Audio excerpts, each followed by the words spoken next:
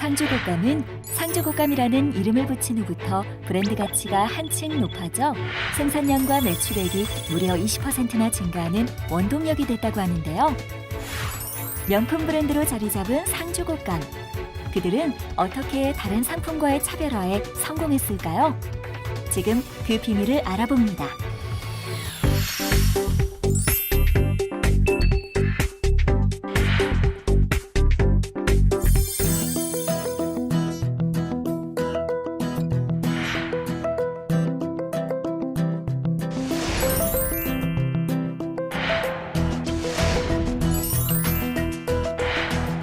이들 상품은 모두 세계적으로 그 품질을 인정받은 지역 특산품입니다.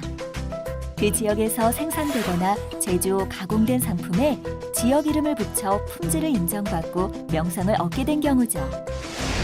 우리나라에도 보성 녹차와 나주배, 상주곶감, 안동 한우 등 지역 특산품에 지역 이름을 붙인 상품들이 있습니다. 이런 명칭을 바로 지리적 표시라고 합니다. 최근 지리적 표시를 지식재산권의 하나로 보호하려는 국제적 흐름에 따라 우리나라도 각 지역의 특산품을 보호하고 지역 경제를 활성화하기 위해 적극적으로 이를 발굴하고 있습니다. 그렇다면 지리적 표시는 어떻게 보호할 수 있을까요? 지리적 표시의 경우 일반 상표와는 조금 다른 지리적 표시 단체 표장으로 특허청에 등록해야 보호를 받을 수 있습니다. 상품의 산지나 지명이 일반 상표로는 등록될 수 없는 반면 지리적 표시 단체 표장은 각 지역별 지역 특산품에 대한 식별 표시이기 때문에 상품의 산지나 지명으로도 등록이 가능하고 정당 생산자가 아닌 누군가가 해당 지역 이름을 사용했을 때 침해 주장도 할 수 있습니다. 예를 들어 상주곶감을 일반 상표로 출원할 경우 현저한 지명에 해당하기 때문에 상표 등록을 받을 수 없습니다. 혹 특별한 도형을 결합해 A+ 상주곶감이라는 상표로 출원하면 상표 등록은 되겠지만 상주곶감이나 B+ 상주곶감과 같은 상표에 대해서는 상표권을 행사할 수 없습니다. 상표로는 사실상 상주곶감에 대한 독점권을 확보할 수 없다는 것입니다. 하지만 지리적 표시 단체 표장으로 출원하면 상주가 곶감의 산지나 지명에 해당한다 해도 등록이 가능합니다. 또한 정당한 생산자가 아닌 타인이 상주라는 지명을 곶감에 사용했을 때 상주곶감이라는 지리적 표시 단체 표장에 대한 침해로 인정됩니다. 이처럼 지역 특산품 명칭을 독점적인 지식재산권으로 보호해 타인의 무단 사용을 배제하고 지역을 대표하는 특별한 브랜드로 관리하기 위해 지리적 표시 단체 표장은 반드시 필요합니다. 우리나라에 등록된 지리적 표시 단체 표장은 총 161건으로 품목별로 그 범위도 다양합니다. 고흥유자, 장흥 표고버섯과 같이 단순한 문자로 된 것들도 있지만 최근에는 상품의 특성을 세련된 이미지로 표현해 소비자에게 한 발 더 다가가는 브랜드로 거듭나고 있습니다. 또한 지리적 표시는 동일한 지역의 이름이더라도 해당 특산품이 다르면 각각 등록이 될 수 있습니다.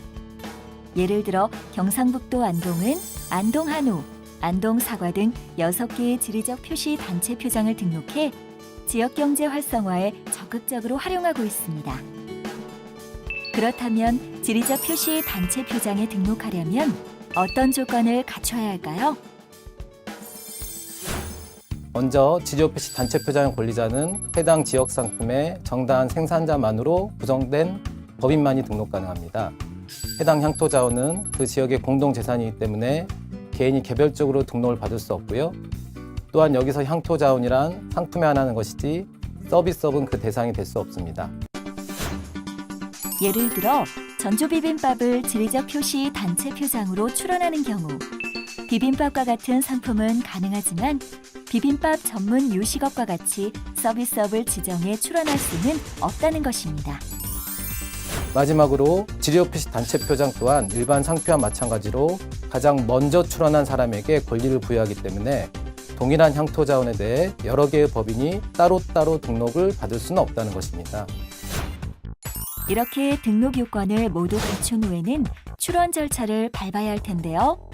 지리적 표시 단체 표장은 해당 지방자치단체와 협의를 거쳐 이를 입증할 수 있는 서류를 출원서에 첨부해야 합니다. 또한 해당 향토 자원에 대한 올바른 관리 통제를 위해 출원서에 정관을 첨부하고 해당 상품이 지리적 표시의 정의에 합치한다는 것을 증명하는 서류를 추가로 제출해야 합니다.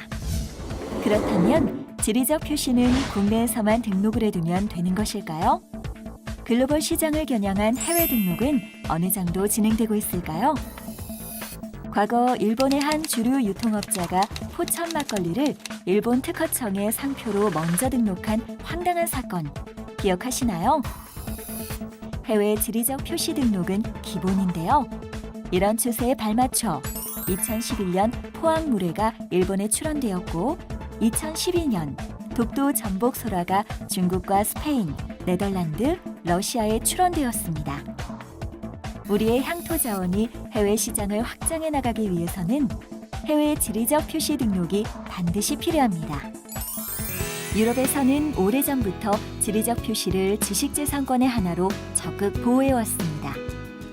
그 결과 월등한 경쟁력을 가지게 되었고 최근 FTA 등을 통해 새로운 통상압력 수단으로까지 활용하고 있습니다. 우리나라도 보다 독보적인 지리적 표시 상품 발굴을 통해 국내 시장은 물론 해외 시장을 점령하는 데 필요한 독점적 지식재산권 카드로 활용해야 할 것입니다.